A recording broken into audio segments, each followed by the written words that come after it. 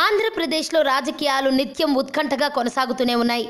NDA రాష్ట్రపతి అభ్యర్థిగా Ramnath Kovind nomination కార్యక్రమానికి తెలుగు రాష్ట్రాల ముఖ్యమంత్రులు హాజరైన సంగతి తెలిసిందే.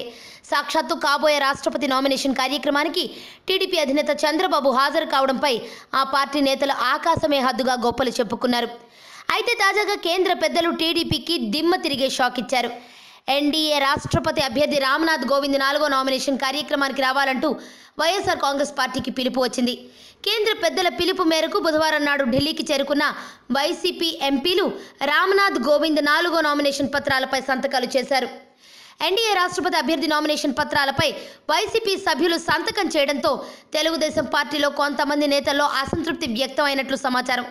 ఇందుకు గాను వైసీపీ ఎంపీ మేకపాటి రాజమోహన్ రెడ్డి టీడీపీకి కౌంటర్ వేశారు. తాము ఇదివరకే ఎన్డీఏ అభ్యర్థికి బేషరతుగా మద్దతు ఇస్తామని ప్రకటించామని, అందులో భాగంగానే తమ పార్టీ ఎన్డీఏ రాష్ట్రపతి అభ్యర్థి రామ్నాథ్ కోవింద్ 4వ నామినేషన్ పత్రాలపై సంతకం చేసిందని మేకపాటి తెలిపారు.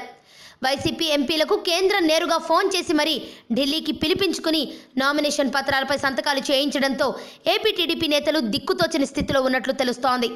రానున్న రోజుల్లో రాజకీయ పరిణామాలను దృష్టిలో ఉంచుకుని మోదీ సర్కార్ వైఎస్ఆర్ కాంగ్రెస్ పార్టీకి ఈ అవకాశం ఇచ్చినట్లు రాజకీయ విశ్లేషకులు భావిస్తున్నారు.